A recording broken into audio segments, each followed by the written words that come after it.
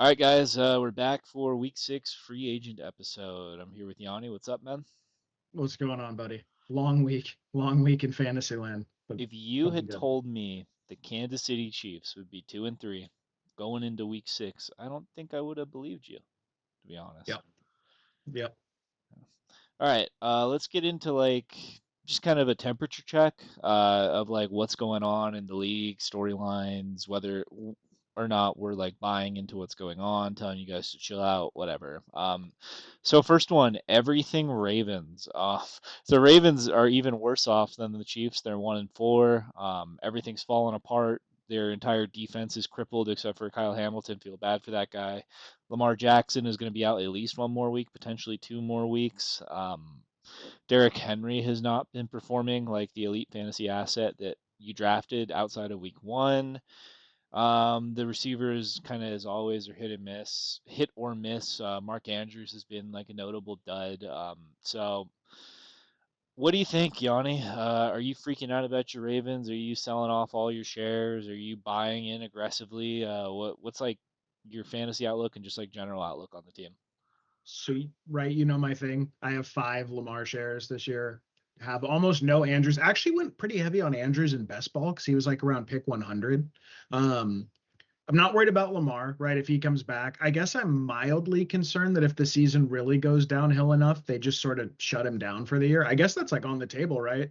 If they're 1-7 or 1-8 and Lamar's already had a hamstring issue, are they going to push him with the way he plays, like to pick up an injury? So I guess I'm like a little concerned about that, but not really. My rosters that 3 of my Lamar rosters have the Zay Flowers Lamar stack, so those are all suffering pretty badly right now.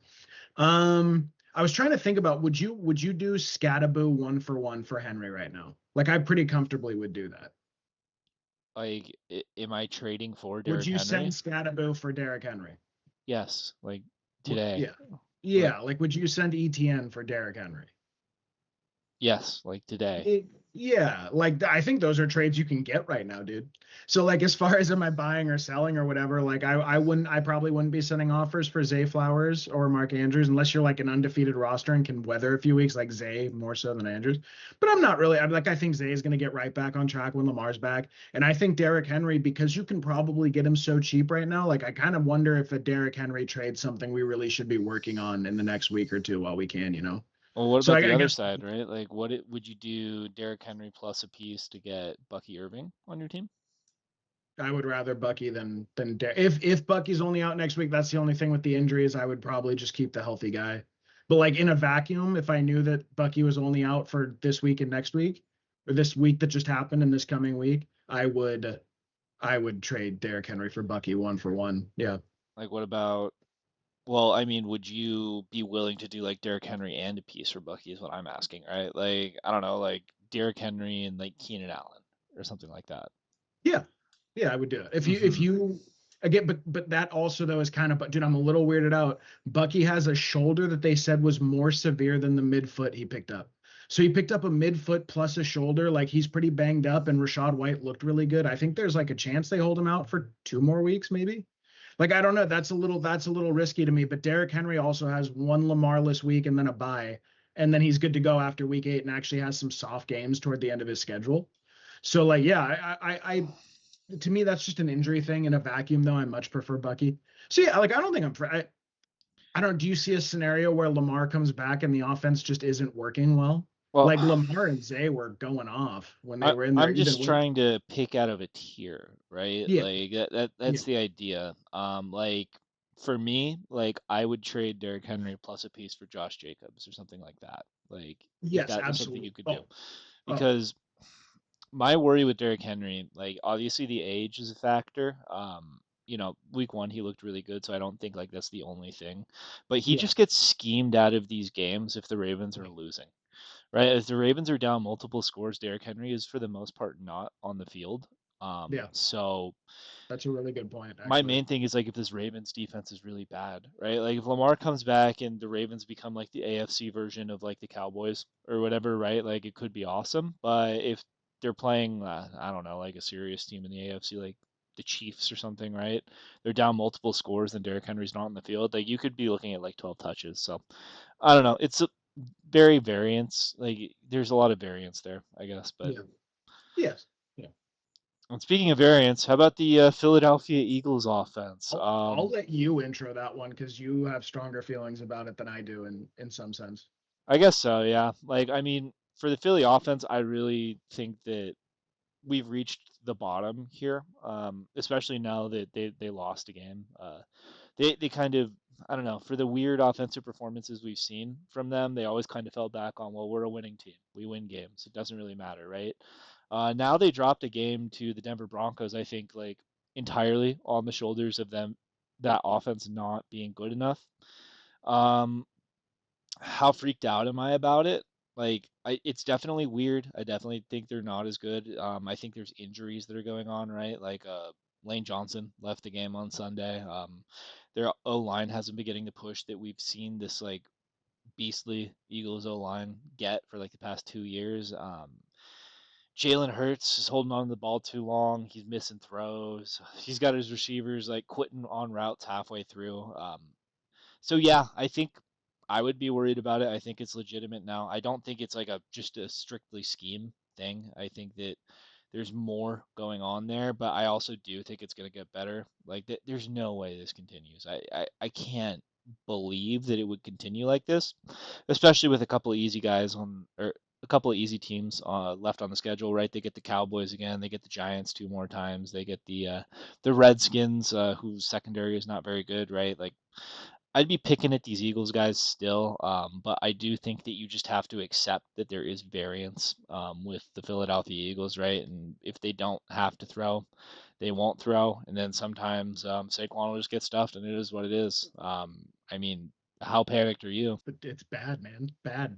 Uh, so I had a conversation with a Saquon owner this week, and he goes, "Would you send me Rashi Rice and Scattaboo for Saquon?" And I said no, because I don't know how much different Rashi's and Saquon's production is going to be rest of season.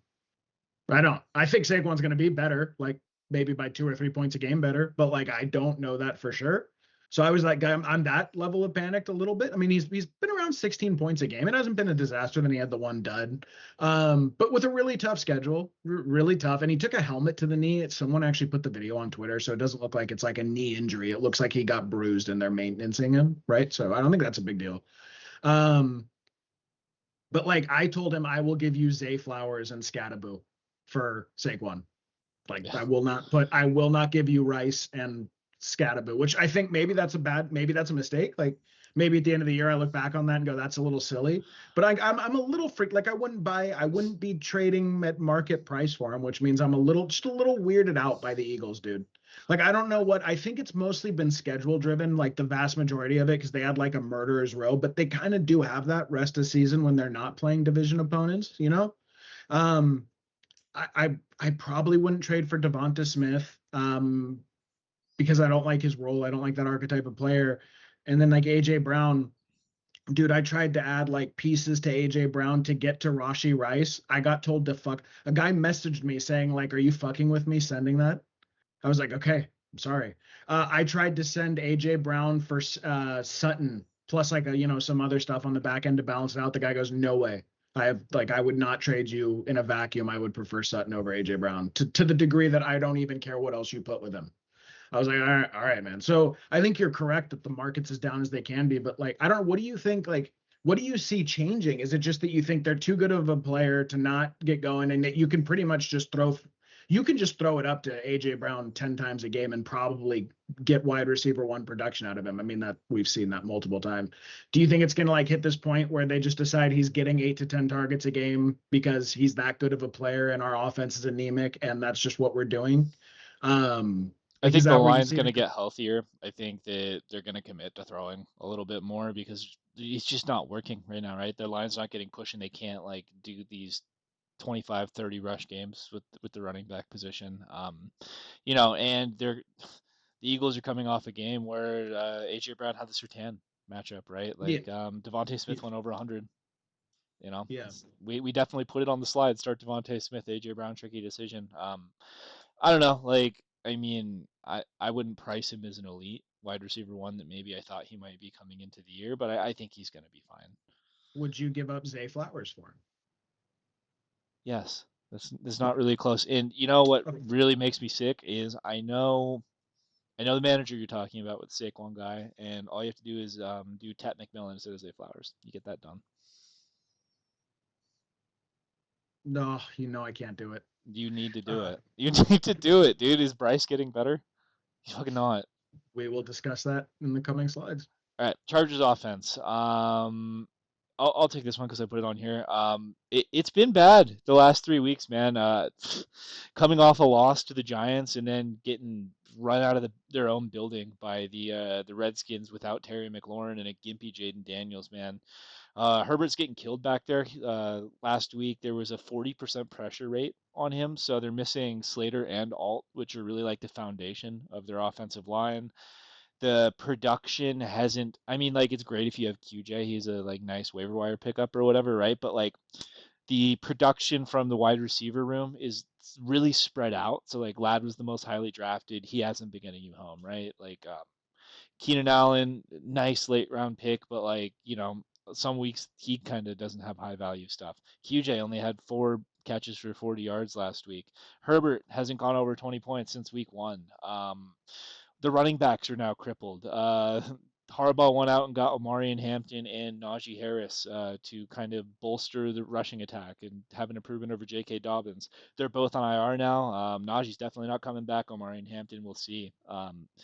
But yeah, like how freaked out are you about the Chargers offense? Do you think it improves at all? Do you think this is the bottom? Do you think it could get lower, I guess? Oh, I think it can get lower just in the sense that like dude, if Herbert keeps getting hit, right, it can certainly get worse.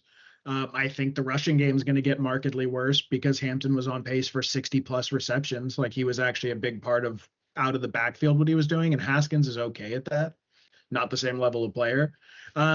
Honestly, I think my biggest thing though, I think the passing game is going to have to like be in shootout mode a lot. Like I think they're going to drop back with Herbert 35 times a game, get him rolling out, move the pocket a little bit, try to make up for that O line, maybe run more play action. Um, I again, we'll talk about it coming up in my slide, but one of my buys is like I do think the passing volume's going to go even a little higher than it's been. Like they just lost. Oh, O'Marion Hampton was pacing for 60 receptions, 60 targets. That's a lot of target volume. Like when you or 60 receptions, like I think he was pacing for 75, 80 targets. That's a lot of target volume you just took out of the offense and dispersed amongst those receivers, right? So for like fantasy, how worried am I about the receivers? I don't know. And Herbert, if he doesn't get injured, I imagine they're going to really air out the ball, and he's probably going to have to use his legs more. So like I think that's fine. Are you? I mean, are you? Well, I guess you picked up in the one league that you had Herbert. You were kind of smart. You went and picked up Caleb Williams. You can roll him for like the next 6 weeks. He's got a cake schedule. Yeah, it's interesting because the Charger schedule is really pretty easy too over the next Yeah, month. So I think that it'll feel better from that point of view. I just wonder, right? Like week one, the like I guess the increased passing volume felt really, really good for the Chargers. But it feels like the returns have been diminishing over the past 3 weeks, and it's like, hey, like it does not help that we're not establishing the run and getting our quarterback hit here. So right. I don't know, man. Like Alt looks like he's going to be out for like 3-ish weeks, almost a month, right? Slater's not coming back, and now your best running back is not coming back for a month At least a minimum. month. Yeah. At least a month. Yeah. So I mean, I don't know. I don't. You can't really sell anyone high on that team. I don't think either. I think it'll be okay long term, but I would temper expectations here and like not super plus matchups. Like they get the Dolphins next week. That I'm not worried about that at all. But in the following weeks, like you know, I picked the Chargers like after week one. They were my AFC West week one champions. I think that dream is dead already. The franchise might be cursed. I feel terrible for him, dude, because I think they had something really cool going there. Like really, really cool. If you had Slater and Hampton playing the way they were healthy in the offense, it's actually like really sad to me. I put this next one on here, so I'll open it up. How do we feel about the Cardinals offense? How do we feel about Kyler Murray? How do we feel about Jonathan Gannon punching Amari DiMercado on the sideline? I don't know. I think people are being a little dramatic about that, but he did technically punch him on the sideline. Um, yeah, I Me and Ted were just talking about this before the show too. We were both really in on Kraft and Warren. Like that's part of the reason why I really hated taking Bowers and Trey McBride around the 2-3 turn was I felt so good about late round tight end this year. I would imagine if you took Trey McBride, you're not doing great in your league just because you haven't really seen that return. He hasn't killed you at all. But so one of the things that was pretty shocking from Ryan Heath's anatomy of a league winner was for a tight end at the 2-3 turn to pay off in ADP, he needed to hit wide receiver one threshold for numbers that year. So his numbers have to be equal to a wide receiver one, which is this year, I think it's around 15 points per game, like 15 and a half points per game. And Trey McBride's around 11. So it's like you're well short of what that threshold was. And that's what's called, I don't know if it's the fantasy stock exchange guys that came up with this. I love this phrase. It's been making its way through the fantasy community, a silent killer on your roster. It doesn't notably kill you because you're like every week you're getting some numbers from him, but when you're not getting the numbers you needed based on ADP, you're like slowly losing games as the year goes on because you're not getting that expected value and other guys did. Like, I mean, think about someone who grabbed Ferguson, right, in round 14, and they've been starting Ferguson and getting 6 more points, 5 more points a game with him. That's a killer. That's a killer to your roster. So yeah, I don't want, and I took no Marvin Harrison Jr. I was out on Marvin Harrison Jr. at ADP. And I mean, I actively avoided this guy as much as I could. I passed on like mid fourth round Marvin Harrison Jr. Because I don't trust Petzig. I don't trust their offense. I don't know if Kyler's a good quarterback. He's a good athlete, but I don't know if he's a good quarterback. And yeah, I'm very glad to be pretty disentangled from it. The only thing I would say is I do like their running attack. Like I think you're probably pretty happy if you have Carter or Benson stash. Like that probably feels good, but the rest of it I hate. I think Carter Benson's stash, the reason it feels good is because how cheap they were, right? It's not because you love the rushing attack. Well, maybe you do. Are you like enamored with the way Michael Carter or Trey Benson runs? I'm not. I think that the Cardinals' offense is just average everywhere, right? I'm not expecting a breakout from anyone at this point. Like the Cardinals just are what they are. Like Kyler Murray can make a couple of plays, but he also does incredibly dumb shit regularly. Marvin Harrison looks like he's in his own head. Trey McBride is just kind of like a victim of the offense. It just is what it is. I mean, for like premium tight end, I'd feel fine with Trey McBride, right? Because what I noticed Both about need the to be tight there. end position this year is it's so consolidated. Like there were a bunch of those late tight ends they hit, but like unless you had exactly Kraft, Warren, or Ferguson, like I have a bunch of zero tight end rosters, and the rosters I didn't have those guys on, I'm like flipping through waivers every week. Like we're starting Jawan Johnsons and Hunter Henrys and Mark Andrews and whatever, right? And it just does not Yeah. feel good. So like even if you have like a Bowers or a Trey McBride, you're like, hey, I'm getting something. Like at least I'm optimistic about this position and don't have to spend the extra bench spot on another tight end, right? So I don't know. Like from a macro sense, I think that's like a bigger argument about roster construction. But yeah, the Cardinals are embarrassing, man. It's just an embarrassing franchise, especially after that Titans thing. I don't think it could get lower than that. And for the record, I totally co-sign Jonathan Gannon punching DeMercado in his chest. Number one, he has pads on. Stop being a baby. This is the NFL. This is not fucking the Pampers League. And, we need to get these players to stop dropping the ball on the 1 yard line. It's happened 3 times already this year. This has happened like at a alarmingly high rate. You can't be doing it, boys. You're making too much money. So real quick, just because we kind of use this as a section to BS, I've been thinking about this story all week as people are talking about it. I had a coach, Coach Mickey, bald guy, super wealthy. He used to bike up and down to Tahoe on the weekends. He was a distance biker, one of the champions for over 60 in the state of California. So he would do 400 to 1,000 miles at like a time. Like he would do this in a competition. Animal, just an animal, not even ripped, just like an old surly gentleman. Uh, he built sailboats and would sail them to Hawaii on his own. Like he was one of those just dudes that they don't make anymore. And he's banned from coaching football forever because of an incident that happened when we were on the field. A kid came on the field without his helmet. Mick goes, "Hey man, you got to put on your helmet if you're on the field. Like this is practice. You have to take it seriously." And the kid goes, "No." And Mickey goes, "What?" And the kid goes, "I'm not putting on my helmet." He headbutted him. He went to like a 16-year-old kid and headbutted him, and like his nose was bleeding. I think he broke his nose and got sued, and he was banned for life from coaching football because of that.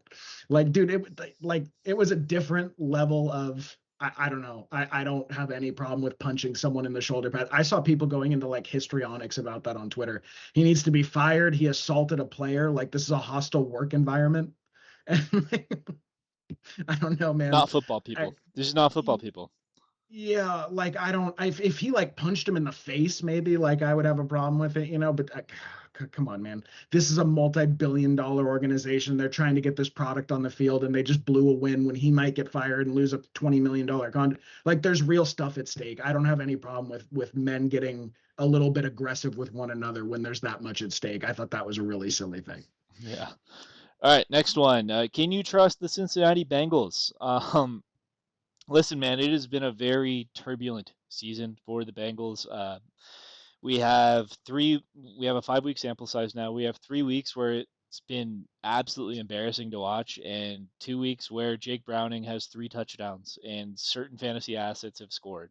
It hasn't been Chase Brown, I guess, but I'm just wondering, like, is what we saw last week with Jake Browning like going to be more regular for the Cincinnati Bengals, or are performances like the Vikings and the Browns? Is that the more regular Bengal stuff we'll see? It's hard to say. Two horrible games. Sorry, someone's bitching about a trade. Someone asked me if I can go in as the manager of the league and cancel a trade, which was DK Metcalf for Woody Marks, because now Woody Marks lost his starting job. I was like, dude, that is oh, I know what league you're talking about. yes. I just got a message saying like, hey man, DK Woody's lost his starting job. You should cancel that. So free attendees fantasy league drama. I mean, what? So grade these trades for me, right? Two trades I made. Now, you know what's interesting is this one's interesting for a different reason. Would you trade Kyron Williams for Chase Brown 1-for-1 as I did the other day? No, well, No, I are gave up Chase Brown to get Kyron oh Williams. yeah, yeah, How do you you do grade that that all trade? day. You do that all Now, day. this one was a little weirder, but I gave up Dak Prescott and Chase Brown for ETN and Drake May. Would you do that trade? Uh, yeah, I probably would. Yeah, so like, dude, to me, it's like I tried to get out before the bottom fell out. You know, I don't think. I mean, yeah, can you trust the Bengals? Like, so we were talking about this too, right? If you have Jamar Chase in your lineup, you need to be starting him every week because why do you have him on your team if not? If you don't feel comfortable starting him, you need to go and take him and shop him and get something. Get Devonte Adams plus Chuba Hubbard. If you can get like Devonte Adams plus I would prefer not Henderson. Maybe like maybe someone's willing to part with Bill Krosky Merritt because he just went off for the first time this week. Like, could you get Bill Merritt and Devontae? Maybe you have to think about something like that. Could you maybe? I don't think they would, but could you maybe add a piece and get to Egbuka, like something like that? Because I think he does have enough name brand value. Like that's the only guy though I'm interested in starting every week. I would be outright benching unless you're that thin at running back. The rest of them, and I would never start Higgins unless you absolutely have to. I mean, I don't. It's just a mess, dude. It's an absolute mess, and that's not even counting. Did you see the figure today? 14 out of 48 of the top first 4 rounds of picks have gone down either to injury or to the IR. 14 out of the first 48 ADP of consensus ADP, and that's not counting Chase Brown, Higgins, and Jamar Chase. That would be 17 out of 48 of the top 48 ADP are now down with injury. It is just a clusterfuck. But yeah, dude, I don't feel. How could you feel good about starting Bengals right now, except for Jamar? I actually don't hate it. If you have Jamar, like, and you're gonna keep rolling him out there, at least you know you have 30-point upside. You know? Yeah, I mean, yeah, for the most part, like I don't know, like the good weeks for the Bengals came against the Lions, who were just absolutely crippled on defense, and the Jaguars, who I don't think have a very good secondary, right? Like their bad weeks were against the Cleveland Browns. Turns out they're a very good defense. The Vikings, who I mean, that's Jake Browning versus Brian Flores. That's not an easy matchup. And then the Denver Broncos, pretty good defense, right? Like I don't know. I was looking at the Bengals schedule, right? Like I'm to me, like at this point, T. Higgins is like a flex play or whatever. I'm not interested in that so much. But like in terms of Jamar Chase, let me look and see here. The Bengals have over the next couple weeks, they have Green Bay, which that may be a tough matchup. I'm not sure. Then they have Pittsburgh, the Jets, the Chicago Bears, a bye, Pittsburgh again, New England, and Baltimore. Like that seems like a pretty nice like 2 month stretch here. Like Really nice.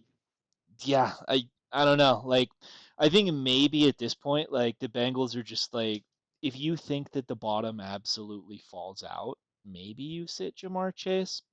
But in those plus matchups, I think he's good enough. And Browning seems like he can at least get yards in those types of games, right? Like I'm not starting him against the Cleveland Browns the next time they play, that's for No. sure. But I don't know. All right, next one, injuries. You kind of touched on that, right? Like it's just been a massive rash. I have rosters with guys on IR spots everywhere. Like not just like guys on IR spots, like guys I highly drafted in IR spots. We're getting clusters of injuries too. Like the Cardinals are down to their third running back. The Chargers are down to their third running back. The Niners' entire team died. So I mean, I guess just in general, right? Like how would you go about navigating injuries as a fantasy manager, right? Are you buying into the guys who are injured? Are you just trying to get as many bodies that are startable as possible? Are you willing to sell, I don't know, upside for having more startable players? No, so like I'm being way more aggressive on waivers because I'm hoping just to find something. So like for Rico Dowdle, I needed a few spot starts this week on rosters that were like 1 and 3. I went out and dropped 20% fab just to get one game of Rico to like float me to 2 and 3, right? So I'm being a lot more aggressive with waivers. Um, I'm less willing to trade depth for ceiling because that's sort of the move, right? You're supposed to be, as you're going week by week in the fantasy season, you're supposed to be tearing up 2 for 1, 2 for 1, 2 for 1, 2 for 1, right? Until you have the super roster built. And like I'm a lot more nervous about doing that right now. Um, I guess I would say too, the biggest thing is like there are in every league right now, if you go and check your leagues, there are a cluster of teams at the bottom that have gotten multiple injuries and they're not doing well. They're starting, dude. I've seen people flexing like Darius Slayton in a lot of leagues, like a lot of leagues that I was checking, where or Bayshal Tootin when he's getting like 6 touches, and because that was their round 11 or 12 pick, that's who they have to roll out there. So the biggest thing that I'm doing is I'm trying to on my rosters where I can sustain some injuries and have some depth. I'm trying to see if I can get those off of struggling managers. And there are a lot of struggling managers. For some reason, one of the ones I noticed is A Chain always got paired with either Neighbors or Brian Thomas Jr. or CeeDee Lamb or yeah, basically those three. Sometimes Drake London. I Nico noticed, Collins.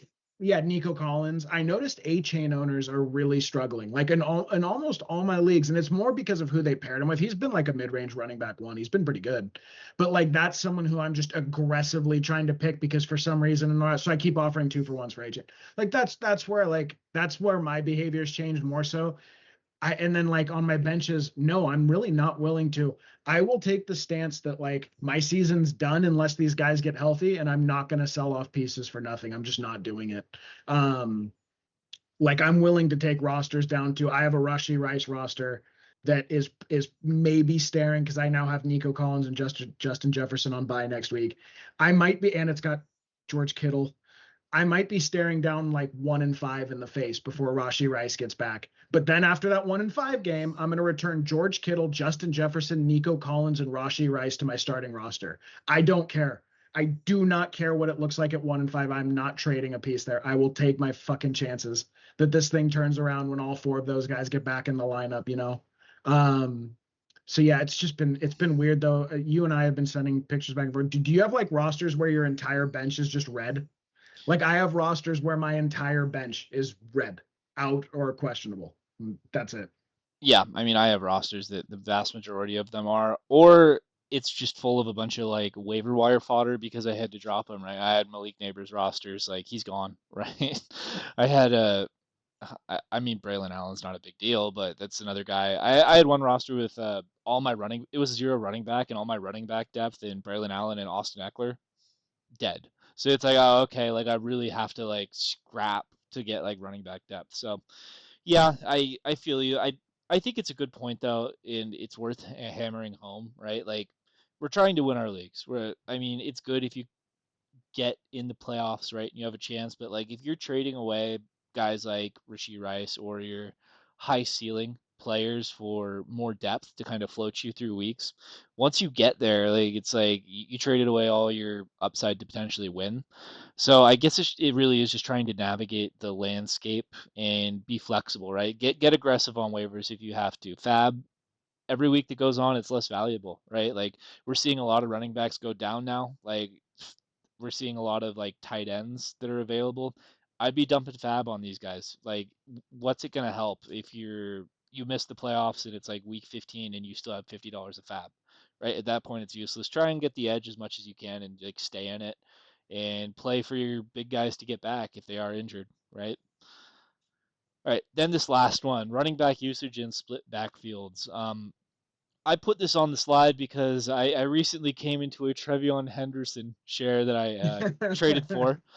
Did not feel good last night, but there's one less running back in that three-headed committee now. But I've just been seeing a lot of running back committees, I guess, this year, where people are really wanting one side of a committee to, I don't know, get more usage. They're really like bullishly evaluating one side of a committee over the other side of a committee. Like I'm a Isaiah Pacheco drafter, and let me tell you, boys, seeing Kareem Hunt's 35-year-old ass like waddle out to the field and break off a 30-yard run, running like about as fast as I can, it does not feel good. You're like, why is that guy on the field? Like Isaiah Pacheco, even though he's not very good, he's definitely better than Kareem Hunt, right? But I don't know. I feel like at a certain point we have to let our priors go with certain things and just realize, hey, like these backfields and usage, like that is what it is. That's game plan, right? Like you could speculate and buy low on a player, right? Like Woody Marks, you could speculate and buy low on Woody Marks and say, hey, well, Nick Chubb doesn't have much left in the tank. Like I'm willing to take a shot that Woody Marks will get more usage eventually, right? But like you also have to understand, hey, Nick Chubb's liable to get 60% of the carries again next week too. So I don't know. I feel like we just need to reevaluate our positions, right? And just be more realistic. What do you think, man? I know you're a big Ken Walker guy. Uh, I unfortunately have like 30% roster exposure to that, man. Like what do you think about these weird committees that we're seeing everywhere? Now Chuba Hubbard's also in one potentially, right? Like Oh, I we're think just that's going to be a split. yeah. You cannot. There's no unseeing what we saw with Rico Dowdle that week. That is going to be a split. Yeah. Well, it's interesting, right? Um, Because they just paid Chuba like they just extended him 4 years, 32 million, and it's like, is that really a split? I think it may be, right? How much of that is the Dolphins sucking at? I don't know, but it feels like the age of the bell cow, right? Like for years in fantasy football, like the bell cow running back was the most valuable asset there was, right? And there's just not many of them to go around anymore. It feels like. yeah. Yep. Um, Yeah, I mean, well, what do I think about it? I'm like, so Kenneth Walker, he is one of my five favorite players in the whole NFL to watch. He really is. I love watching him do his crazy shit on the field. But like, dude, if you're averaging double the yards per carry of your running back mate and they're still giving him 60% of the work and you 40%, I don't know what could possibly change. You know what I mean? To me, that is how the Seahawks want to run their team this year. And like Charbonnet to steel man him a little bit, like he's pretty good in short yard. He has a nose for the goal line, and he like goes in there and scores on those short plays. So yeah, it's really frustrating. Um, Bill Krosky Merritt, I don't know why he wasn't getting the majority of the backfield share, but like I think he will moving forward. So I think we're getting like some clarity on it. I would be shocked if Ramondre keeps playing ahead of Henderson, but like it seems like that's what they're going to keep doing. And then Dobbins, to me, Harvey's an interesting speculation just because I don't think Dobbins can finish a season healthy at this point in his career or his age, but it's not going anywhere. Ollie Gordon, we saw him cut in for like a minute on A Chain, and then it was back to 20 plus touches for A Chain 2 games in a row. Sean Tucker, one of the most explosive backs in the NFL, couldn't really make a dent even in Rashad White's workload. And Rashad looked really good. But he did. I mean, it's just weird, and Sean Tucker was my favorite 18th round pick in best ball. I had like 44% of him because I thought if Bucky goes down or if they're looking for an RB2, he's going to win that role outright, and he couldn't even get touches. And then the Texans thing to me is just more about when they're ahead in games, they're going to hammer it with Chubb, but how often do they have that game script? Like I actually do still like Mark's rest of season. You shouldn't have gone out and blown 80% fab on a pretty big question mark, and like a late round draft pick. Um, So yeah, I don't really, to me it's just I'm not willing to sell premium running back production cheaply. That's my only thing is like I've been tempted to kind of send some sell highs on like Scattaboo or ETN, and I there's reason to do that. But I also think with the landscape this year, like I don't know if I'm just getting rid of that. Like Javonte Williams. Javonte Williams is like a meme that he's on one of my rosters, but like there he is every week producing. I think he's like the RB5 this year Yep. right now. And like, am I just going to get rid of that? The RB5 on a team that's one of the most prolific offenses in the sport, the most, I believe, in terms of yardage. Like, no, I can't do that. Even ETN, I do really want to sell him. Like, I feel like there's this window with ETN and Scattaboo to sell him, but like, I'm not willing to just tack that onto something as an add-in on a trade because Scattaboo's getting incredible usage. Does it hold up this week? We'll find out. So that's the only thing is it's like making me a little more conservative with my running back strategy. Um, yeah, I don't know. And but like the year of the dude, zero running back is going to run the table again this year, I think. With how good late running backs have looked, and just with sort of the injuries at the top end of drafts, like I don't know. I'm sick to my stomach a little bit thinking that zero running back might get their revenge tour. Even Tyler Algier is like an RB3 behind Yep. Bijan. It's fucking crazy. Like you can plug in Tyler Algier as your RB2 and you don't feel terrible about it. Yeah. Yeah, I definitely agree, man. Like the bell cow running back feels like such a valuable thing at this point, right? They're unicorns. If you have Yeah. the backfield to yourself, that's like so valuable, and like that's liable to go away at any time if the coach feels like they could use some rest. All right, let's get into the buys and sells and free agents of the week. I'll go first. First couple are just kind of like super flex options and Sam Darnold and Mac Jones. Sam Darnold, honestly, you could roll him if you're desperate in a one quarterback league. Mac Jones, we don't have a. Kyle Shanahan said that Brock Purdy like is going to be week to week, but he didn't give like a definitive timetable. It feels like both these guys are playing pretty well, and they're going to continue to do so. If you are a roster that has, I don't know, like struggling quarterback, like a Herbert roster. Honestly, I have a Herbert roster. I'd feel good with one of these guys behind Justin just in case. I wouldn't spend. I think Sam Darnold might be worth like 10, $15 a fab. Mac Jones maybe like $5 a fab. Not anything crazy, but I think they'll be startable for a while here. You'll get startable weeks out of them. Next one is the LA Chargers backfield situation. I'm not sure which one is going to be the guy that you want between Hassan Haskins and Kamani Vidal. But we're looking at least a month without Omari and Hampton, potentially longer. And someone's going to have to carry the load there. I mean, I wish I knew which one of these I would really be picking on, so I could give you a more accurate fab estimate. I feel like Hassan Haskins is probably the guy that you want, but I'm going to assume it's going to be like 50-50. I think both of these guys are worth anywhere from 25 to $30 a fab. Like I dump a good amount of fab into them, right? Like I started Michael Carter last week, and I feel like it's a similar situation to what's going on there. I know that the Chargers are going to want to drop back and pass more. They have been passing at a really high rate in neutral game scripts, but Hampton was getting a bunch of dump offs. It wouldn't shock me to see these guys get them too. Definitely try and get them in your rosters. They're going to have a lot of bids this week, though. So if you're not in on them this week, you're not getting them. Next one is Brashard Smith.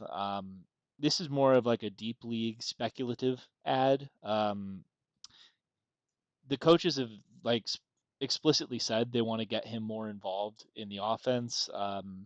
And right now, like it's the Kareem Hunt and Isaiah Pacheco ineffective running back duo there. It would not shock me if the Chiefs like Brashard Smith more and want to play him more because they realize he has more juice.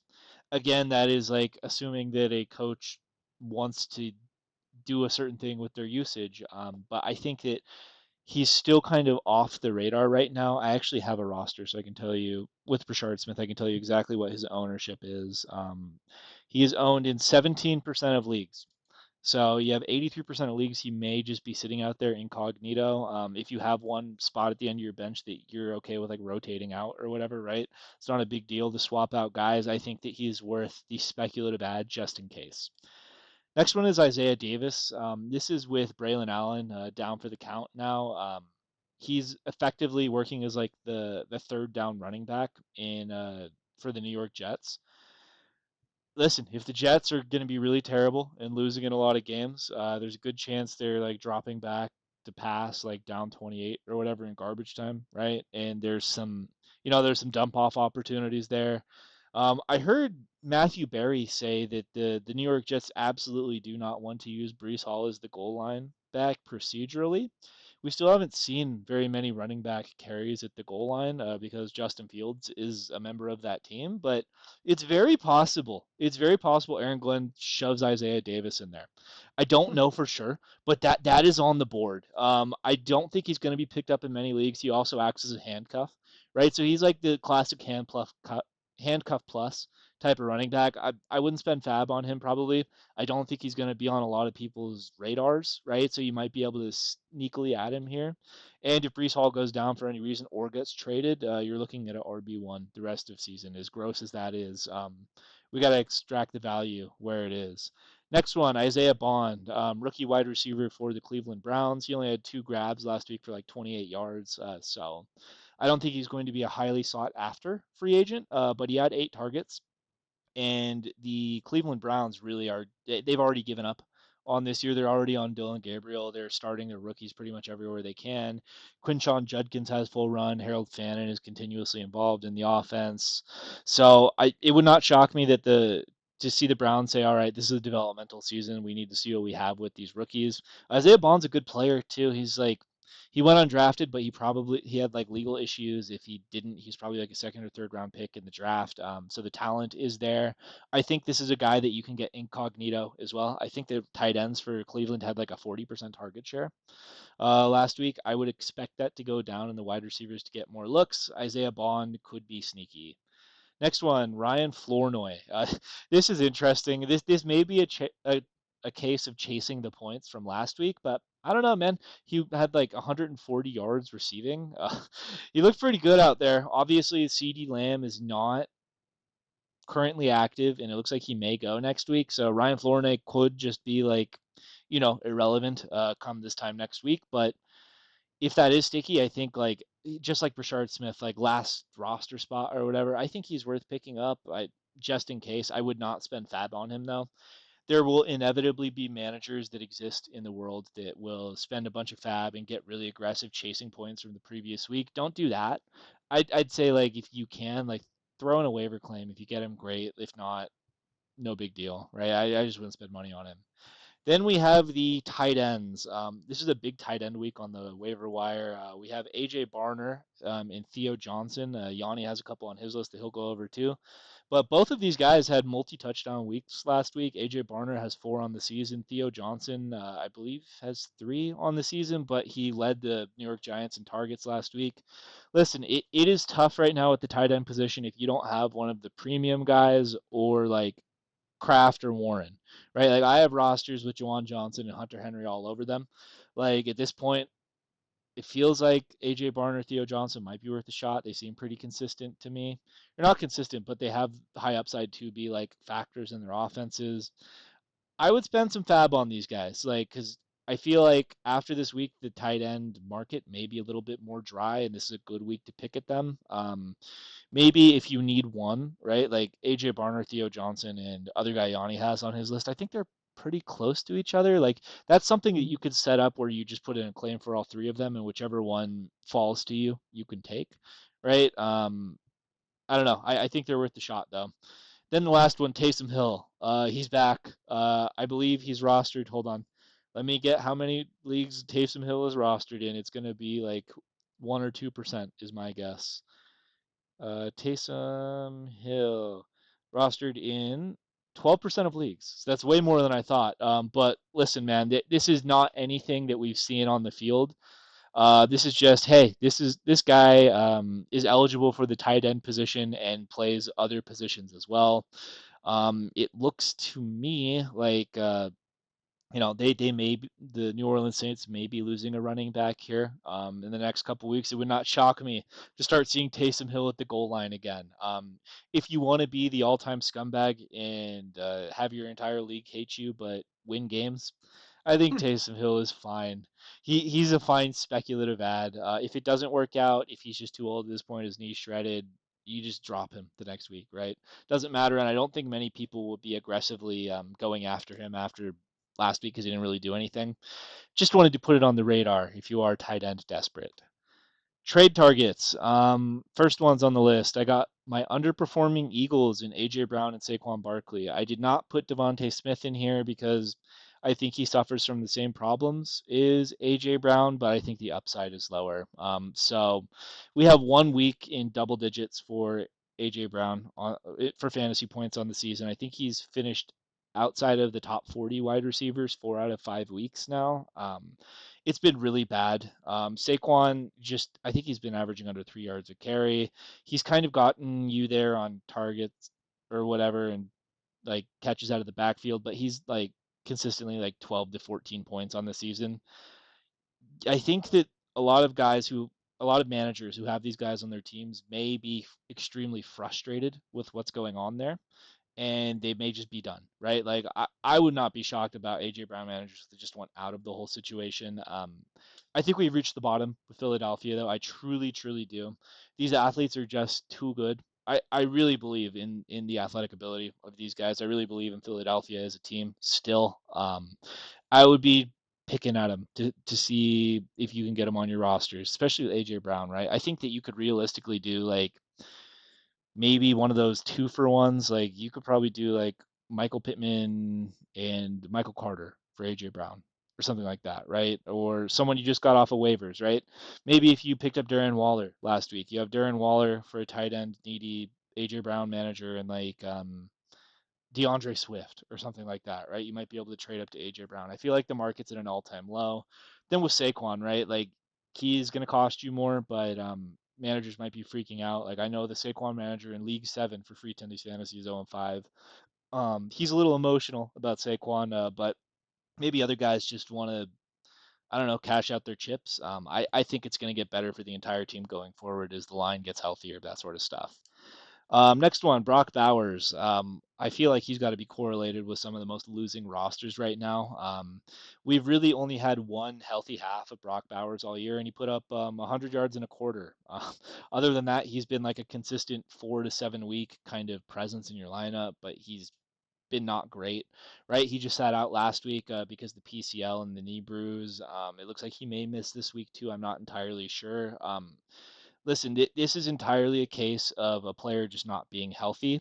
I have no doubt that when Brock Bowers is healthy, he's going to be in that elite class of tight ends, right? Like if you are a tight end zero roster and you're flipping through the waivers or considering starting Taysom Hill, if you have some bench depth, right? Frustrated Brock Bowers manager, I think it's a good time to trade up if you're willing to eat the like 1 week or whatever, right, where he's not in there. There's even other tight ends you could fill in. You could have fill in for a week that Yanni may have on his slide, but yeah, I would be picking at that right now, especially when he comes back to it full strength. Like the Raiders just really have no one as well. So it's such a concentrated, fantasy friendly, happy offense, I think, right? With Genty, Bowers, and Myers. Those are the only guys who really matter there. I think that he could win you leagues if you buy him now. Next one, Bucky Irving, currently injured. This is kind of like picking at the injured players, like we were talking about. If you have a manager that's struggling or whatever, right? Like, I have a couple Bucky Irving lines in the water. I'm sending stuff out like T. Higgins and Chuba Hubbard. I'm sending out T. Higgins and Jalen Warren, those types of deals, right, for managers that are struggling. Listen, like we were talking about the bell cow running back and how valuable that is, right? Bucky Irving's usage this year has been that of a bell cow. The only times that Rashad White has really been relevant is when Bucky's gotten hurt on plays. So I'd be buying now. He's in a great offense. The Buccaneers look great. The Buccaneers look so good to me. Like I want as many pieces of that offense as I can get, and if you're willing to, if you can find a manager that's willing to just cash out for their points right now, I'd be picking at that. Next one, Alvin Kamara. I saw a lot of fantasy content creators say stock down on Alvin Kamara this week, right? He had his first game in of the season for sure, where he had less than half of the carries, and his usage has gone down every week since week one. So why would you buy this player? This is for the trade. Uh, I feel like Alvin Kamara is probably one of the most likely players in the league to get traded, and you might want to try and get him now before that happens, right?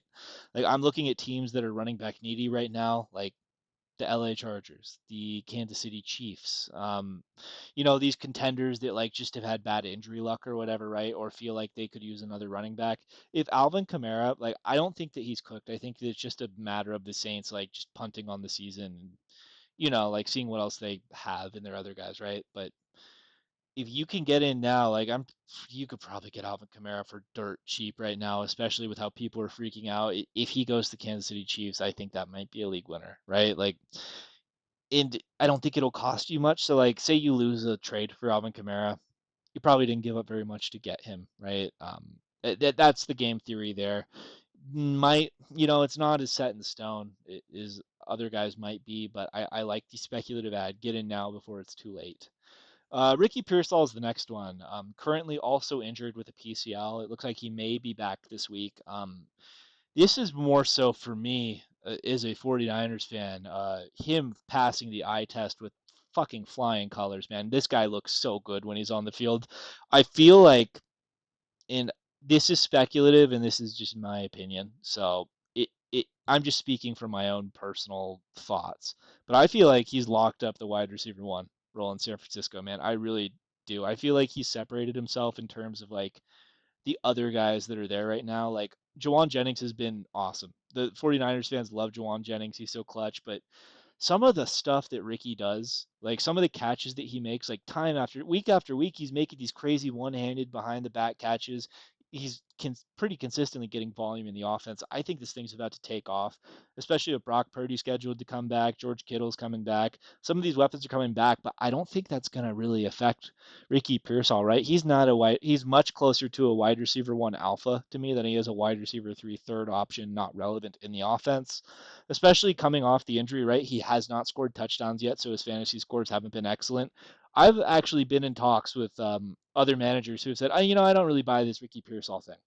I was trying to sell him in another piece to get up to Jamar Chase, right? And my cousin goes, I don't really think Ricky Pearsall is the guy. Brandon Ayuk's coming back. Brandon Ayuk is like, he was already supposed to be back. He's had a setback in his recovery. He had a terrible triad. He's not going to be full strength until next year, like at the earliest, right? Like get it on Ricky now. I would be, I'm not even going to come up with specific examples. You guys can figure it out.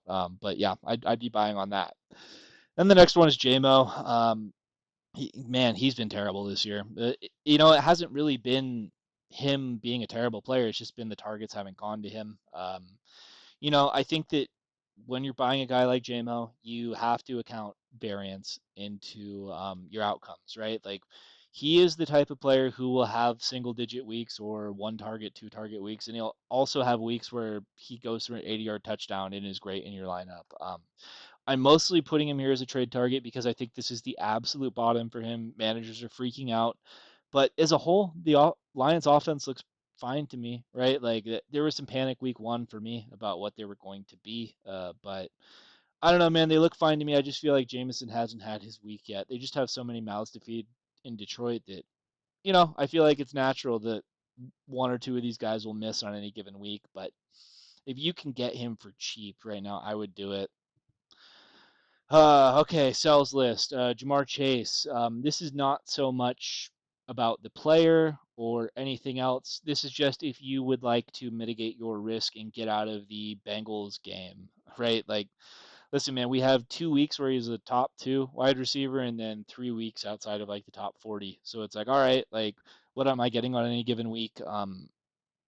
I wouldn't blame you if you would like to not lose weeks based on a Jamar Chase dud. He still has the name value, right? He was the number one overall pick in the draft. You could probably do something like, I don't know if you can get a Igbuka anymore, but you could probably do something like, I don't know, Jamar Chase for maybe Bucky Irving, right? Or Jamar Chase for Saquon, stuff like that. Like I'd be selling him for like one of those premium pieces that could just be a cornerstone of your roster. Don't trade him for nothing because those boom weeks are just awesome and can win you any single week. But you know, I you're just gonna have that variance, and I wouldn't blame you if you wanted to make your roster more consistent. Next one is Ashton Genty. He's coming off two really strong performances, so again, when we say sell, this is sell high. This is not sell because I don't think the player is good. It's sell at the top of market value right now for a situation that you would prefer, right? It's just that the Raiders line is so bad. The Raiders line is so bad, and their two games where Genty popped off were against the Colts, who the team is better than we expected, but they're still not a very good defense, and the Chicago Bears, one of the worst defenses in the league. Listen, man, they have to play the Kansas City Chiefs twice. They have to play the Chargers again. They have to play the Denver Broncos. I think that they're on the schedule two more times, right? Like when you get into serious like football matches against actual teams with real defenses, it feels like Genty's just going to get hammered behind the line because they're so bad. Colton Miller's out for the year. I don't know. I would just sell him high if you can, right? Like, if, maybe you can flip your Ashton Genty into I don't know, Yanni. What do you think is a good Ashton Genty trade if you're selling him? I would do him 1 for 1 for Bucky if you can do that. Oh yeah, Um, I honestly, if you could probably do Ashton Genty and then get an upgrade somewhere else on your roster for Henry, I would probably do that. You could add a piece to him and get Saquon. For sure, I would do that. Can you add a piece to him and get Josh Jacobs? For sure, I would try that.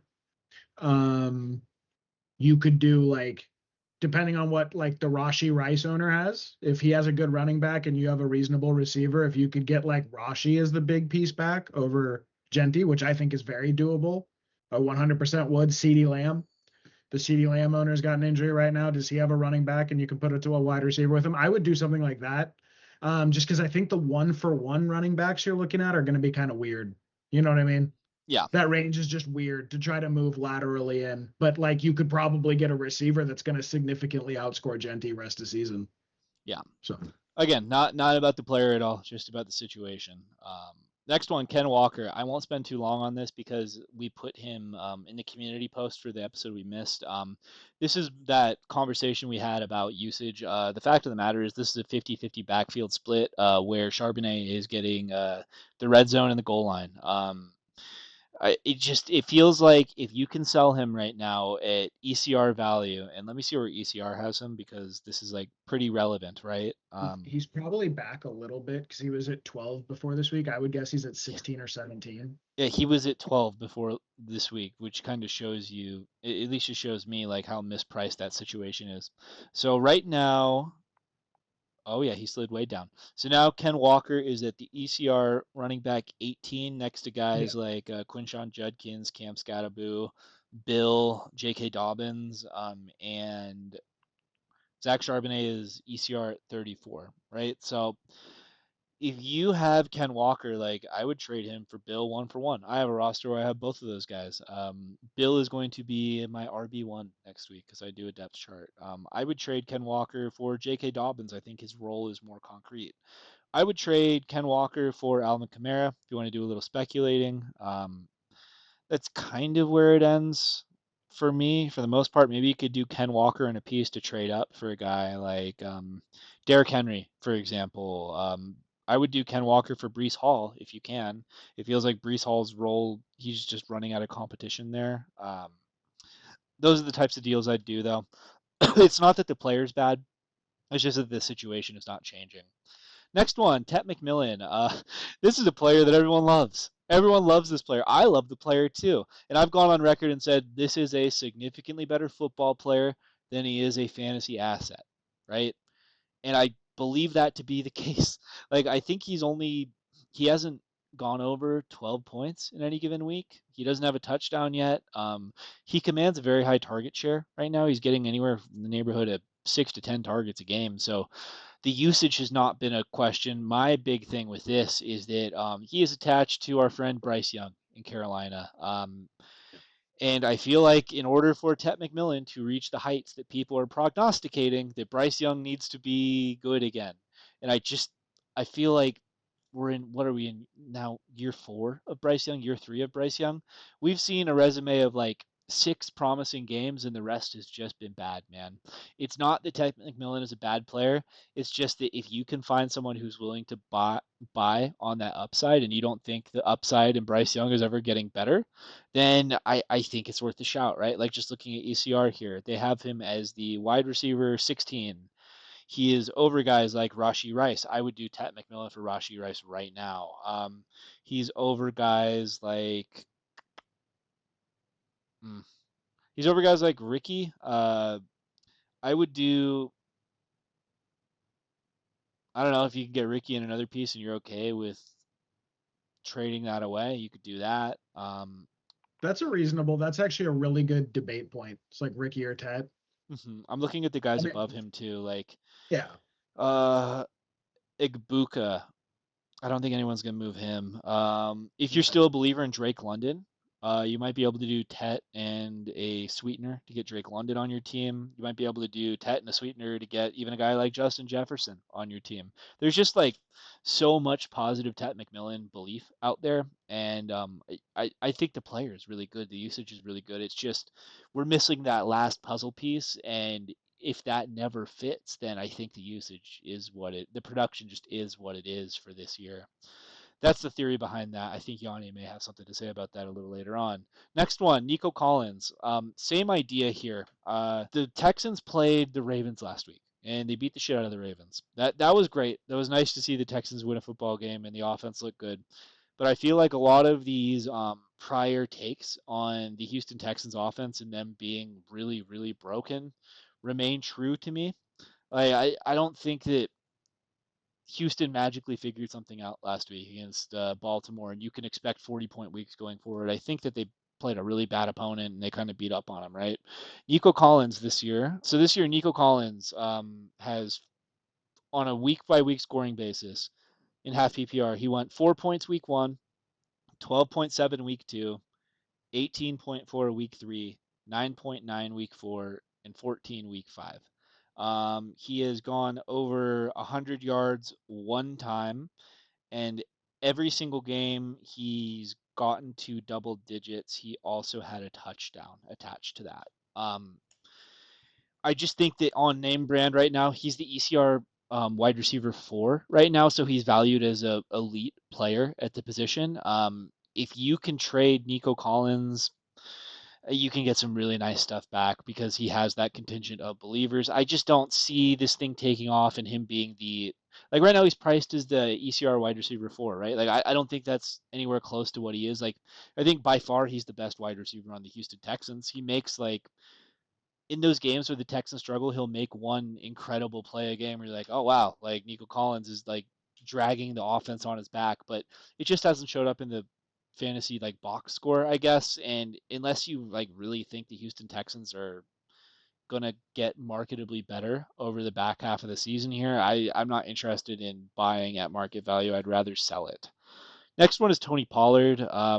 He's been more so of like a volume hog than anything else. He's one of those very rare bell cow running backs we were talking about earlier, but he's been inefficient and not very good even as a bell cow. He's just been like low end RB2 all year, and we just got Tajay Spears back last week. He only saw 4 carries in the Week 5 game against the Cardinals. But I would expect, especially as the Titans are dropping out of contention here, like it's very clear they're not going to be in a playoff spot, that I would not be shocked to see them give more carries and work to Tajay Spears to see how he's going to do with that. If you can pair Tony Pollard in a piece to get up to a Bucky Irving, I would do it. If you compare Tony Pollard in a piece to get up to a Derrick Henry, I would do it.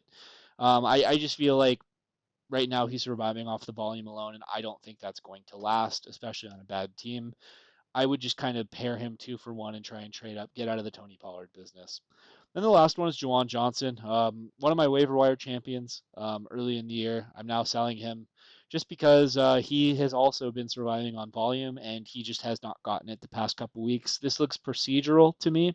It does not look it just looks like a coaching decision to not have him as involved in the offense. You have Foster, Moreau, and Taysom Hill coming back. So now there's 3 tight ends that the Saints could use on any given week. We're seeing Alvin Kamara get less carries but more targets out of the backfield. That's cutting into Juwan's workload.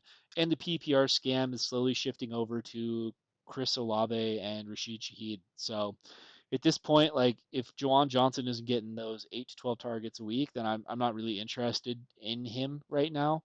So he's not a drop for me yet, but if he is getting close to a drop for you, I'd try and pair him in one of those 2-for-1 trades to try and trade up. What do you think, man? That was a lot of talking. Anything noteworthy in there? I prefer Kamani Vidal. I think he's more likely to get goal line work. I think Sam Darnold's rosterable in 12-team one quarterback. Like he's probably just good enough that you can start him when you need to. I would definitely. I like all your trade targets except for JMO. I would not. I don't want JMO on any rosters. I would. I will never roster JMO again as long as I live. This was it. It was a 1-year experiment with that archetype of player. I had my fill. It's never happening again. Um, yeah, and then obviously I have you will see all my buys, right? I have some stuff to say, but yeah, no, it's good. And I would sell Tony Pollard. 100% I would sell Tony Pollard. Okay, free agents. It's mostly tight end centered this week because of all the injuries to tight end. I think that's going to be where most of the free agent action is. But 2 rookies I would take a flyer on as your wide receiver 5. Luther Burden. We do not know what the post-buy rookie bump is going to look like for Luther Burden. But I'm interested. I want to see it. And he's looked really good. It was some astronomical number what his fantasy points per route run have been this year. It is like something that is unheard of in the fantasy universe because he's been going off so hard when he gets a target. It's just that he hasn't been getting a lot of targets. So fantasy points per target, I mean, not per route run. And so like there's a real potential there. Like I think Luther Bird's a really, really talented player.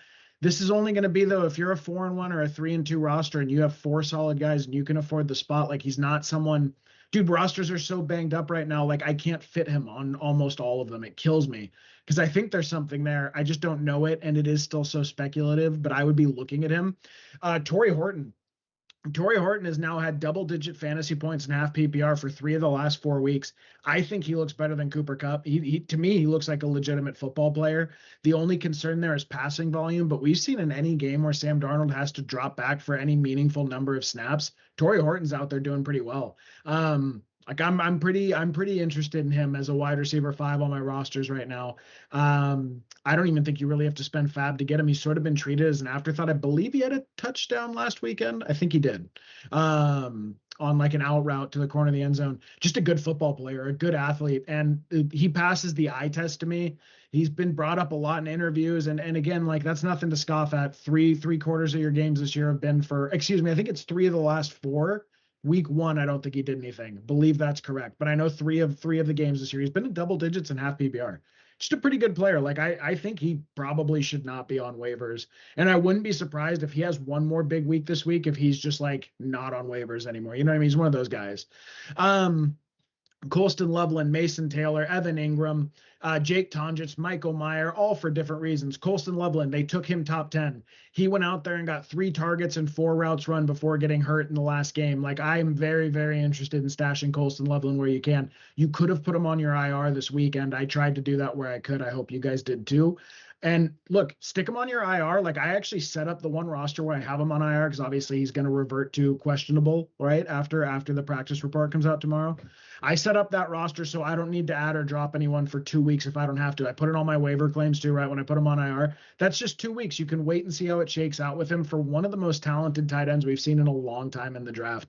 I just have to believe like for Ben Johnson's first pick of his era of head coaching, for it to be a top 10 pick, for him to go over guys like Amenabu and the other Simmons, like there were some really premium O linemen on the board. He valued him that much. He valued him over Warren, right? I have to, Egbuka. He could have taken Egbuka.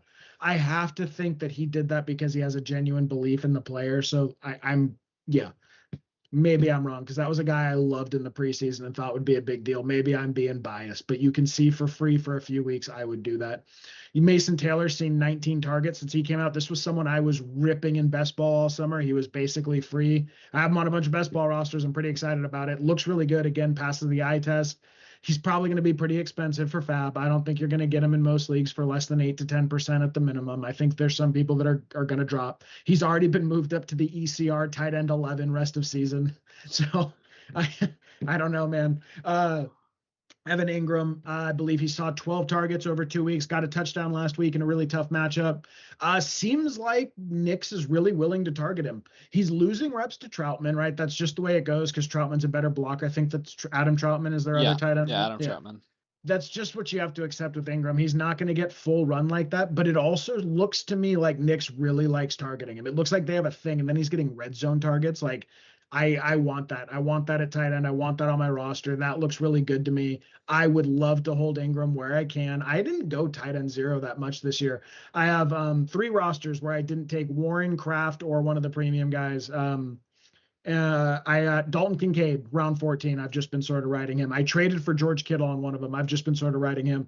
And then I have this horrific hodgepodge of I had Njoku and Haskins, Hannon Jr., Fannin Jr. I decided, fuck it, the Browns are going with rookies. I'm going to roster Fannin Jr. And then, of course, Njoku catches his first touchdown. I still prefer Fannin rest of season.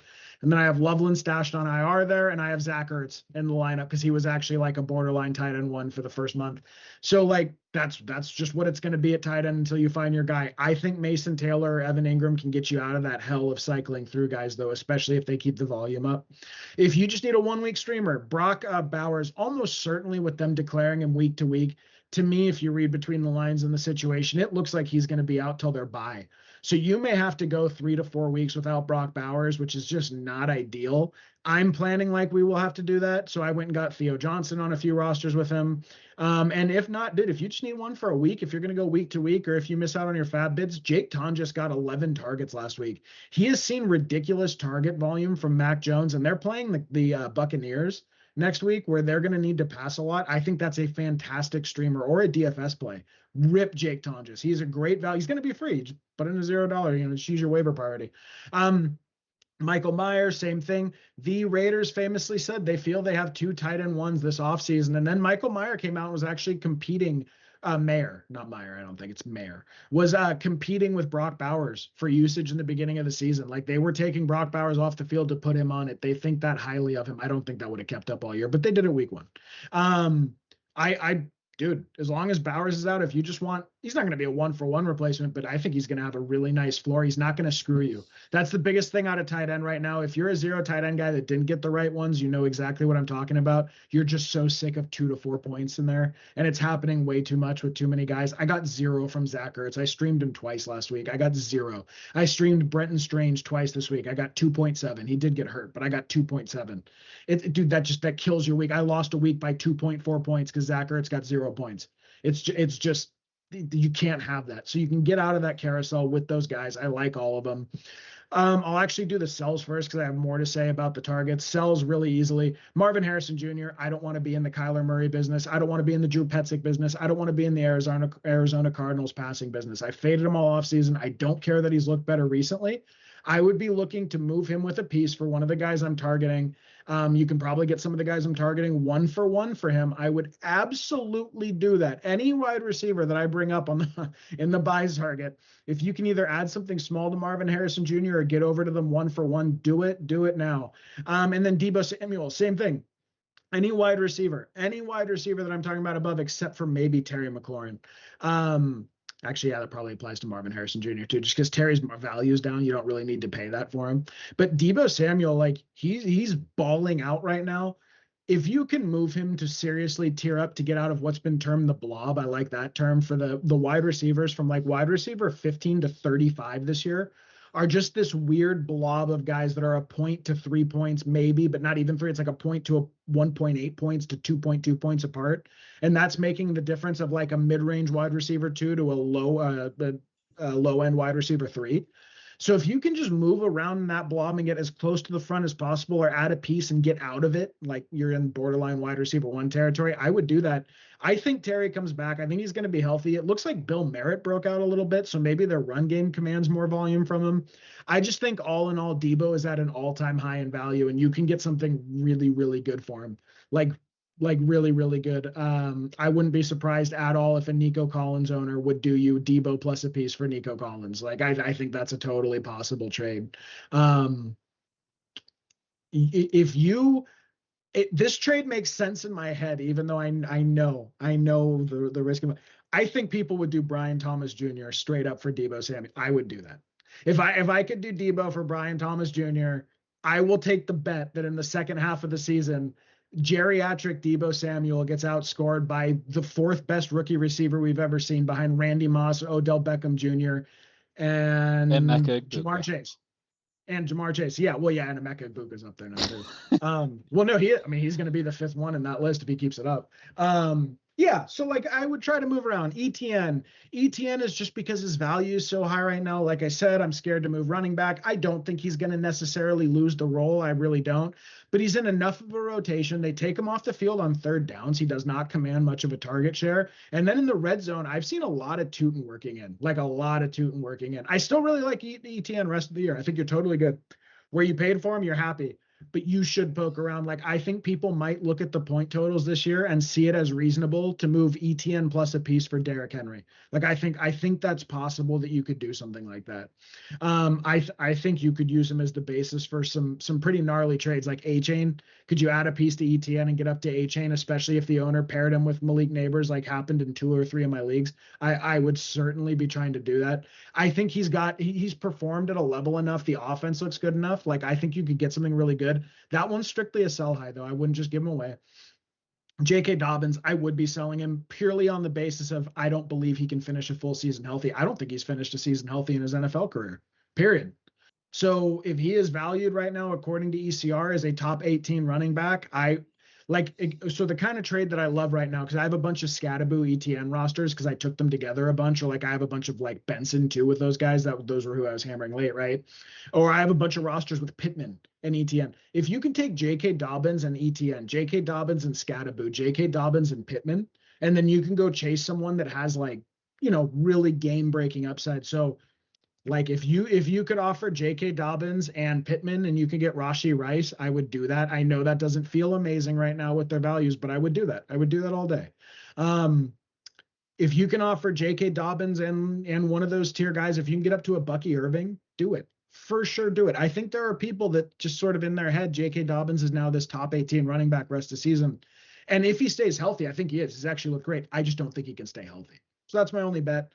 It's a bet that I'm happy to make. I'm going to sell trade targets. So because Ted brought up Tet and Nico, I will leave that for last because that's the most interesting discussion, right? Because we disagree on that. But I would be trading for Nico Collins, Tet McMillan, Lad McConkey, Mike Evans, Terry McLaurin for wide receivers. Terry McLaurin, Jaden Daniels has looked pretty good to me, struggling in zone a little bit. He actually has not been his normal elite self, but I think part of that is because him and Terry weren't on the same page when they were going. He just missed Terry for a huge play over the top. Terry should have had like an 11 or 12 point additional game the first week. And then the week that he got injured and in the red zone, we all saw that replay where he was actually in the end zone. The officiating crew screwed up. He should have had a touchdown that week too. To me, like when he's been on the field, he's looked tremendous. Now, is this injury going to fundamentally change him as a player? It's certainly possible. I don't know why they wouldn't have just put him on IR if it was. So I'm essentially just trusting the medical staff and the team at their word. They didn't put him on IR. They said they're going to roll him back out there. It's been 3 weeks. And he's dirt cheap. I traded Jamison Williams for Terry McLaurin. I traded DJ Moore and Najee Harris before the injury for Terry McLaurin. I traded DJ Moore and Jerry Jeudy for Terry McLaurin. If it's that cheap, I think there's a chance that you're getting a top 15 receiver rest of season, one of those guys that does in fact differentiate from the blob of receivers. I think that's the kind of thing I'm doing, and I'm aggressively trying to do it. Will it hurt me if I lose my seventh round Jamison Williams or seventh round or sixth round DJ Moore shares, these guys that I was taking at like around pick 70?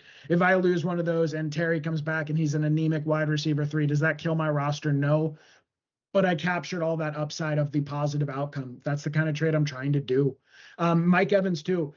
There is so much hype around Emeka Egbuka right now. Mike Evans is like fucking. It's like that meme with the woman playing with the baby in the pool. Mike Evans is like the skeleton tied to the chair in the bottom of the water.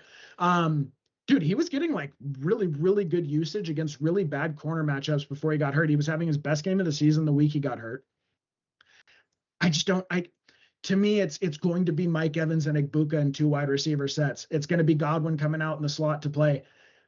I'm not really worried at all about what his role is when he comes back. Does Igbuka probably hold on to the role of the most productive receiver in Tampa? I think almost certainly. I think the cat is out of the bag there. This is a Justin Jefferson or a Jamar Chase level rookie. Now, I'm not saying he's that level player, but his rookie season is following that trajectory. I think he might be that level of player, but need to see how the whole season plays out, right?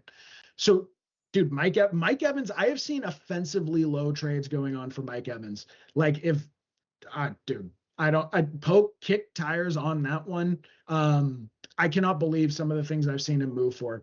Lad McConkey is just a bet on the talent, a bet that the talent wins out in terms of usage by the end of the season and the uptick in passing volume we're going to get over the next month.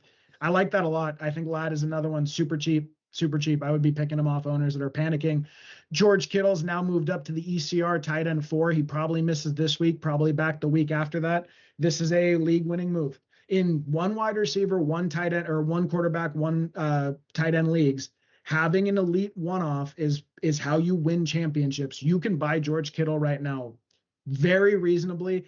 And the dude might have been streaming somewhere or picked up someone off waivers like Goddard, like Ferguson, like Jawan, who they feel good enough about. They might sell him cheaply. I would be aggressively hitting up Kittle owners. They're also probably struggling. They took Kittle at the 3-4 turn. Derrick Henry, we've sort of been over that enough. You're going to have to eat it for a few weeks. I do think he goes off when Lamar's back. They have a really soft schedule rest of season. I'm aggressively sending offers on that. He has a one of one ceiling at running back. Maybe not one of one, but a 30-point ceiling per week at running back when he has a big week. Very hard to find access to that. Believe his fantasy playoffs. I want to say they play New England and Cincinnati in the first 2 weeks of the fantasy playoffs. I think that's what they face. Super soft schedule. I want it bad. Jordan Mason, I think with Aaron Jones coming back, people are going to treat Jordan Mason like he's an afterthought there. I think he's running back one rest of season. I think Jordan Mason or Aaron Jones works in a complementary role as a third down back, but Jordan Mason's looked way too good. Way too good. To me, he is their running back one moving forward. I would go straight to him the second year Aaron Jones is back on the roster. I would go to his owner. I would tell him that, and I would see what you can do for him. I love him rest of season. And then Trey Benson, this is probably one to keep in the back of your head for the next few weeks. I think the Cardinals running back one is a productive position to own. Trey Benson's probably going to miss 4 to 6 weeks. I think you can get him for literally free. Tack him onto a trade you're doing. Say, I need a little bit more value. Can you throw in Trey Benson? He's a waiver wire stash, or wait and watch their owner wither away a little bit. If their owner's not doing well, send offers for him. That's the kind of guy I want on my IR. Like in a few weeks here, you're going to hear me talking about, like, I have Trey Benson sitting on a lot of IRs, partially because I drafted him in 4 or 5 leagues, but also I'm going to try to see if people will kick him in on deals. I think they'll do that. So Ted McMillan and Nico Collins, which Theodore wants to sell, and that's completely reasonable. I don't blame you. If you took Nico Collins as your wide receiver one in the first round, you are probably struggling. If you took Ted McMillan as high as I was taking him, which was at the 4 or 5 turn, but I saw people going like as high as the 3rd round. If you were doing that high, right, Egbuka was a better pick than McMillan. Nico Collins, right? Probably should have just taken Puka Nacua. I saw him going before Puka Nacua and a lot of things. That's a big yikes. The big thing for me with Nico Collins is you do not have to pay wide receiver one, or not wide receiver. You do have to pay wide receiver one. You don't have to pay like top 5 wide receiver prices for him the way you would for a CeeDee Lamb or a Justin Jefferson. He is getting almost a 40% red zone target share when they get inside the red zone. Dude, that is the most predictive stat for wide receivers finishing as the wide receiver one overall is red zone usage. The reason he keeps catching touchdowns and having spike weeks is because of that. He has a 30% or a 27% target share and like 36% of the team's air yards. That is, when you talk about that triad of usage, air yards, target share, red zone share, and he's attached to a good quarterback, bad O-line, but good quarterback. I just think that's so rare. And I'm not saying that he's going to be a top 5 wide receiver, although I do think he's totally in the running now with all the injuries. Who knows what CeeDee looks like when he comes back? Can Jamar Chase keep it up? I think he's totally live to be, or at least a fringe guy, like 5 to 10. But dude, to me, that is so hard to find. And then Ted McMillan, Bryce Young is 14th in catchable target rate, 14th in catchable air yard rate. It hasn't been great, but like he hasn't been trash. Actually, he's not airballing him a lot. I've watched almost every single Panther snap this year because I was just in love with Ted McMillan as a fantasy prospect, right? And did I underrate the degree to which Bryce Young would affect him? Absolutely not. He has seen 8 targets per game. That has been his floor. It's not 6 to 10, it's 8 per game. Only one other fantasy asset has done that in the entire league. That is Puka Nacua. He is the wide receiver 7 in expected fantasy points per game. That is just adding up what is the average target yield, what is the average red zone target yield, what is the average air yard yield. You add it all up, you get expected fantasy points. Wide receivers since 2017 have finished within 2 points per game of their expected fantasy points. So wide receiver 7 in expected fantasy points. Since 2017, wide receivers have finished within 2 points of their expected fantasy points every year, like clockwork. And then rookie wide receivers have a, oh God, I'm just going to be making up. Go to Ron Stewart's page, check out his rate of league winning rookie wide receivers from week 8 on. There's this delineation of the first half of the season and the second half where they tend to get the vast majority of their fantasy points. And that's why we disproportionately see rookie wide receivers correlated with higher championship rate. That's usually been in later rounds is the only thing. So like, does it matter that those guys were typically, like I was getting Justin Jefferson in round 14, his rookie year. Very different thing when you get someone around 4 or 5. But again, you're not paying the draft price anymore. You can now trade for these guys. Someone might get out of Ted McMillan for Jamison Williams and Eric Io Manor. Like you might be able to offer that. Or like Calvin Ridley and Jamison Williams for Ted McMillan. Someone will probably be, I'll get out of it. I just, and then Nico Collins, like, I don't know, man. How can you not? Maybe I'm overweighting what the opportunity means in the context. And yeah, that may be the thing. These two guys exist in really difficult offensive contexts. But Nico feels very, dude, the Nico owners are struggling again because a lot of them were paired with A-Chain. I don't know why that kept happening. There were a lot of like Nico neighbors rosters or Nico BTJ. I think people really liked the idea of at that turn slapping together 2 pillars at wide receiver, you know? So I kept seeing those rosters and they're not doing great. So what am I sending out? And I'm kind of trying to buy low and take advantage of the guy because he's 1-4 and Nico has a bye this week. I sent out Brian Thomas Jr. and Trevion Henderson, or Brian Thomas Jr. and RJ Harvey, or Michael Pittman Jr. and Trevion Henderson for Nico Collins. See if he doesn't want to go to 1-5. See if he'll pay me a dirt cheap price for him. I'm doing it, dude. I'm just doing it. If you could do Nico Collins, or if you could do a Meka Egbuka for Nico Collins and get a massive upgrade somewhere else, which I think you absolutely can right now.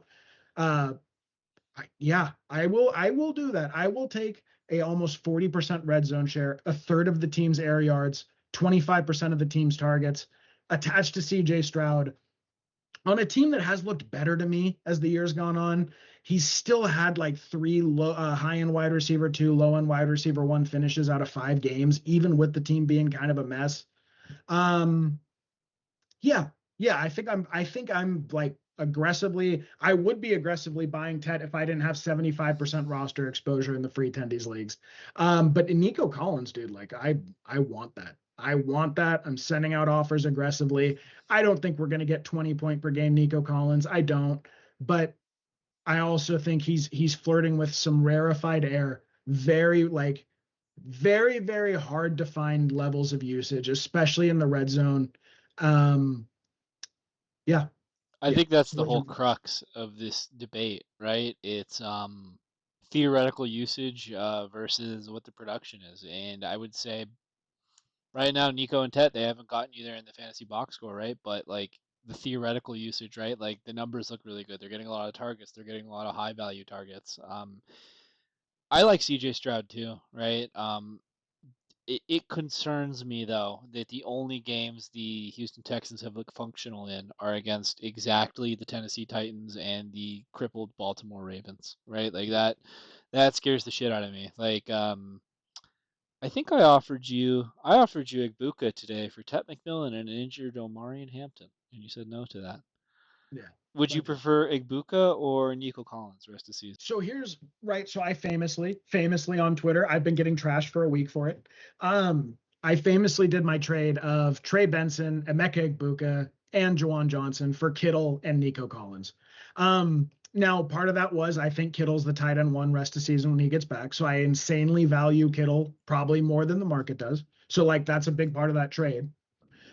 But think about all the risk you're offloading when you make that move. Where, dude, like Bucky's going to come back and command 15 to 20 touches a game. That's what he was getting before he got hurt, and targets too. So in the passing game work, he's going to command a target share. Mike Evans is going to come back and command 5 to 10 targets a game and high value targets. He gets a lot of work in the red zone. Chris Godwin was out for a game or two where Egbuka was ripping with no Mike Evans. I just view it as yes, Egbuka has a monster one-of-one ceiling, the kind of ceiling that CeeDee Lamb has when no one else is in Dallas's offense, right? Or the kind of ceiling that extremely rare fantasy assets have, and that there's no denying that. I just felt pretty good about unloading all the risk for something that I think is locked in rest of season. Now, the offensive environment, though, there's no comparison. It's a really hard. I don't think there's a wrong answer to that. Like, should you just keep hammering fertile offensive environments and say I don't care about the usage as much?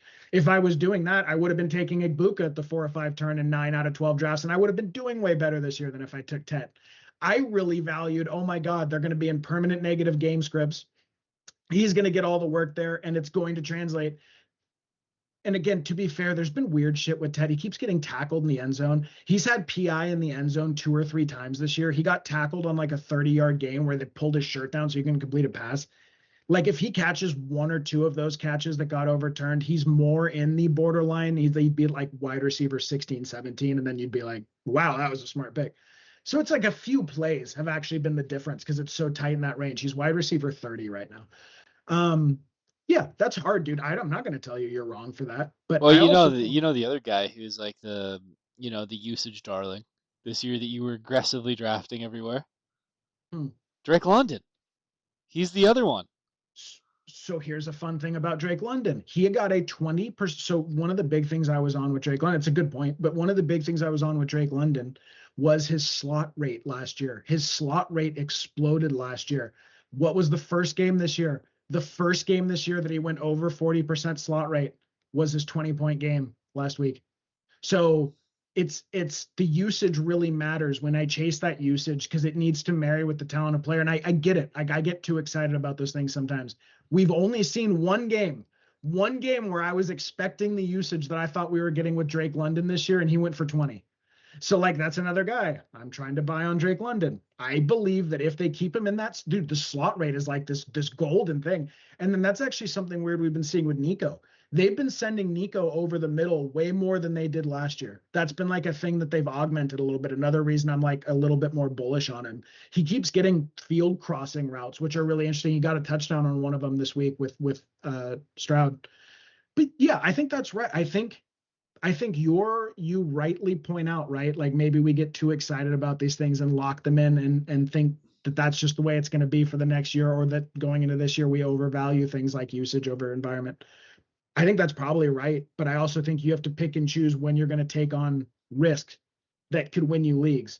And guys like London, guys like Nico, and I would have put London on here, but I already had him on the list. Guys like Nico Collins and Mecca Buka, just keep him if you have him. Enjoy that, right? Uh, Guys like Mike Evans and guys like Tataroa McMillan, I genuinely believe that at the end of the year, we will be looking at that and going, these made super teams. And Lad McConkey, by the way, very possibly. It is totally in the range of outcomes that Lad McConkey is like a 16, 17 point per guy thing. Terry McLaurin, if he comes back and what if he gets his 1,000 yards in the next 13 weeks? It's totally within the range of outcomes if he's healthy. That's what I want, dude. I know it's again, I totally acknowledge it's risky, it's wish casting, it's all that shit. But at least you're chasing a genuine super team in fantasy. I'll do that every time. I'll do that every time. I just will. Um, yeah. I don't know. Maybe I'll regret it. Maybe we'll be sitting here and I'm gonna be like frowning looking at this when fucking Terry's other weird intestinal issue goes off, whatever the hernia. Um, Well, I don't know. I feel like that was a good conversation. We'll wrap it up for this week. If you made it through the whole video, thank you. Please like, subscribe, hit the bell, helps the channel out. Let us know in the comments if you're buying or selling Nico Collins. I'm Or really Tet. in, or Tet. I feel like everyone's buying Tet though. Like, is anyone freaking out about Tet? I feel like they're not yet. No, well, no, I've seen Panthers meltdowns. People are melting down about the Panthers in general, like Panthers fans, but not Tet yet. No. So let us know. Do you think Nico Collins is a buy or sell? And we'll catch you guys for the head coach episode.